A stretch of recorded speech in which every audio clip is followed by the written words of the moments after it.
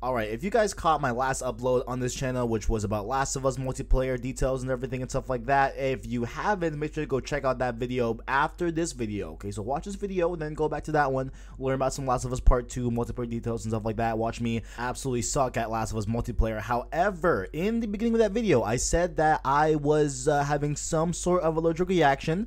Turns out it was not an allergic reaction, and it is something that I will reveal on our Discord, link in the description at some point this week. Okay, if I get some new people in that Discord, okay, I will gladly tell you all what happened to me and what is wrong with me health-wise. But beside the point, what is going on, guys? It is your boy TKD123 here back in a video, and today we're going to go over some topics revolving around a big game that was dubbed Game of the Year 2018 via the Game Awards, and that is, of course, God of War.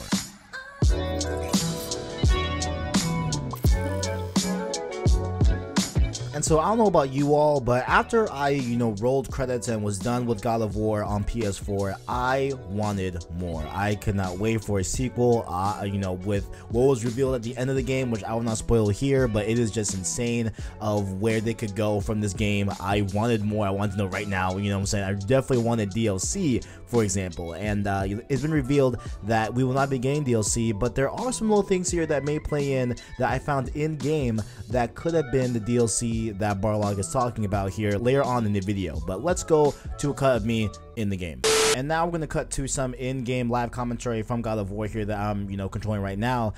You, of course, have the realm table here in the middle of the, oh my god, what's it called? The lake, whatever, in God of War. You guys know very much well what this is called. This is like the temple place, whatever. And you can go and travel to the different realms, where you go to Niflheim, for example. You go to Muspelheim, either in the actual story of the God of War, story, or after post-game content. You can go in here, and there's some other stuff to do in there, which I love to do from time to time and stuff like that. And I know I'm messing up the names. Apologies on that. I'm definitely messing up the names. But then there's other realms here on this table, like Vanaheim, which are, say that the realm is unavailable, and they say Odin has prevented access to this realm. The travel rune will never work. And so my thought was, okay, what if maybe, there was going to be some DLC that would somehow let us be able to go into these realms, even though we can't go into them due to Odin preventing us from traveling in there. Like, maybe there's be some sort of side DLC where you somehow gain like a backdoor access, something like that, and you will be able to go to these realms that are on this table and that are clearly listed, and we would be able to go to them. And of course,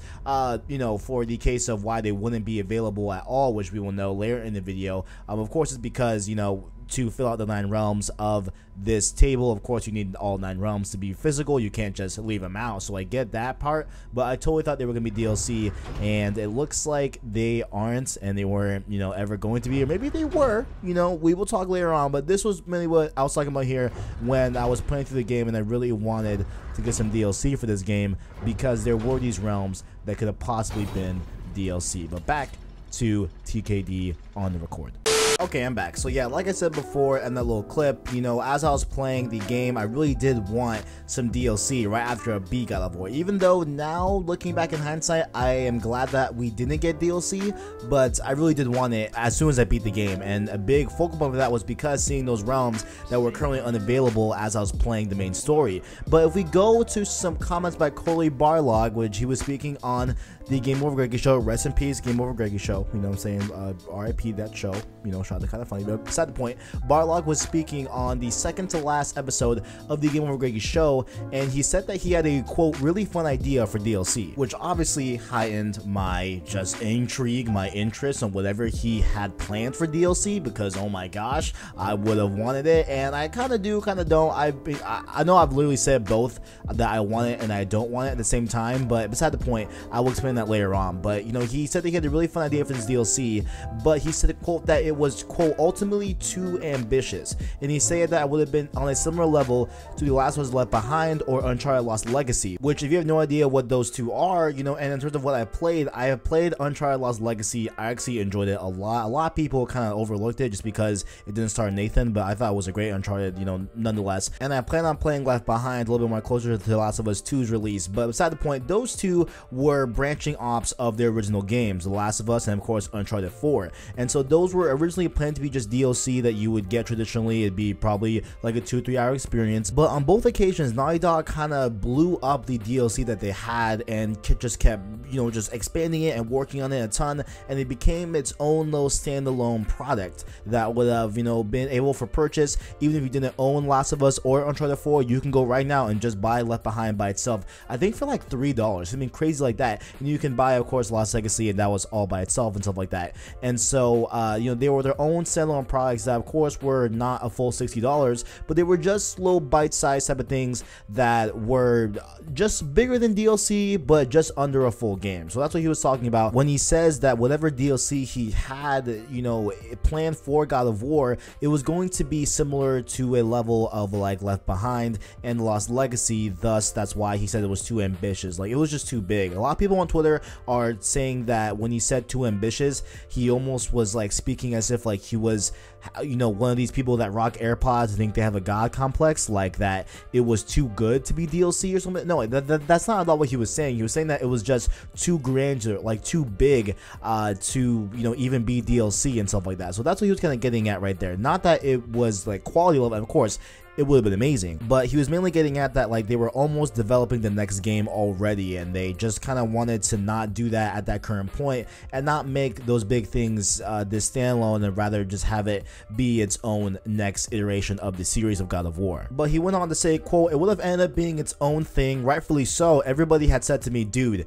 this is crazy, this isn't DLC, it's a little too big," unquote. By the way, that was the quote. So I don't get why people on Twitter are saying that, you know, Barlog was trying to say that, you know, in terms of ambitious, he meant like too great for it to be DLC. Like, stop, guys. Like he meant size. They meant the size of the DLC.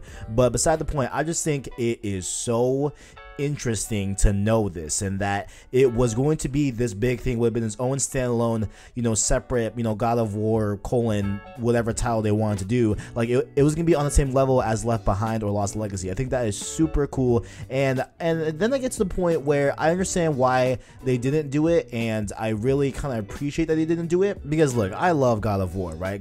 This God of War PS4, I am in love with it. You guys are already talking about it for literally months now and weeks now on the channel, especially. You guys know very much well I love God of War, right? And I just wouldn't have wanted, you know, this kind of mismessaging with this content that he was making, this whole other, you know, half, this, you know, quote unquote DLC for God of War, to be brushed aside like how Lost Legacy was. You know, like a lot of people skipped over Lost Legacy because they just assumed it was going to be just some, you know, just rushed product that wasn't, you know, good, even though it was Naughty Dog we're talking about here. Like, it's Naughty Dog, come on now. But a lot of people just didn't really give Lost Legacy its fair shake, and I fear that that maybe would have happened if they had released God of War colon something else, and it wasn't God of War 2, you know, for the PS4 era / PS5 era, quote unquote. So that's why I kind of am, you know, kind of okay with them not having this DLC, although I cannot wait for it to be in the second one, because that's what I'm presuming. That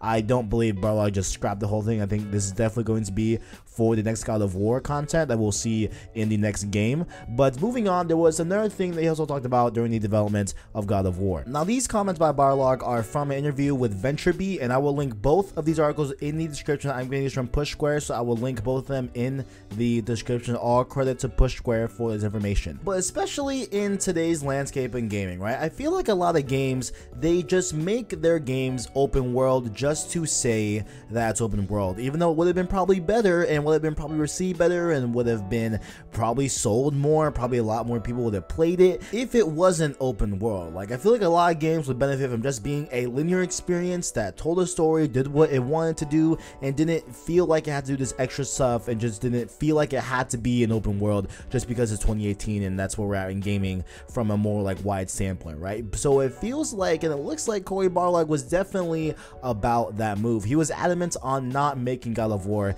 an open world game. He says, quote, "I was adamant that we could not make an open world game. The cost of entry and the expectation level is so high that we'd never compete. We just don't have the infrastructure and the systems. I don't want to do that. To do these things, to do the complexity like Ubisoft and Rockstar have, you just need a lot of people. For us, not only do we not want to invest invest in that aspect of it, but to me, the world needed to feel large and not empty, but with surprising moments of discovery. It could feel like there were areas where there's not a lot going on, and then all of a sudden an entirely new level opens up that you weren't directed to, that you just discovered. And while he goes on to explain that he makes up this term called wide linear, you know, I feel like it's more probably said like hub open world or just like hub linear, where you have you know, a definite linear game. Like, it's not like you can go anywhere like you can like in Rockstar games or Ubisoft games where it's one massive big open map, for, you know, example, but it is in the realm of like those hub open world games where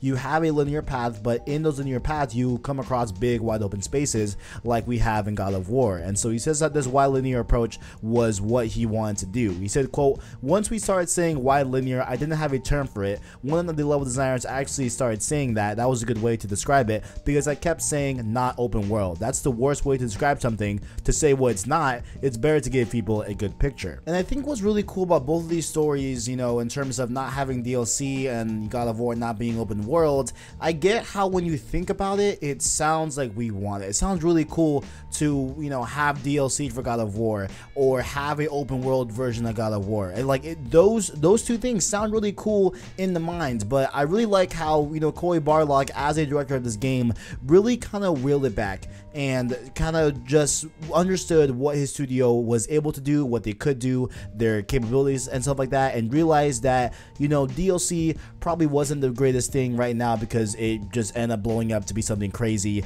and they probably want to make that into the second game. And the same thing with open world, where they felt like their studio couldn't handle the expansiveness of an open world game, and they just didn't want the overall game to just feel empty but big. They wanted it to be small but have a lot of discovery in it, which I thoroughly enjoy, and what I think a lot of people really do enjoy about God of War, especially after they beat the main story, because there's a ton to do, like hunt the Valkyries and the dragons and so there's a ton of it that you don't have to do, but if you do, it's really cool to discover. And so that is all I got here on this video, but make sure to let me know what you guys think in the comments below. Would you guys have wanted DLC for the game, even if it was going to be its own standalone product? Would you have wanted the God of War to be open world, even though Cory Barlog definitely was not about it? Let me know all your thoughts down in the comments below, and make sure also, while you are down there, do check out our description where you can find an Instagram and Twitter. Follow us on there, and make sure to also check down below for our Discord as well. I will promise, I swear on my mom, I will tell you all what is wrong with me health-wise in the Discord. Let me get a few more people in there. Let's see what's popping. Let's get those Discord numbers up, and I will reveal that within the week. So thank you all for watching this video. If you guys enjoyed, like, all that good stuff. Thank you for supporting the channel, and as always, greatness awaits. That's an everyday scenario. Now here you go.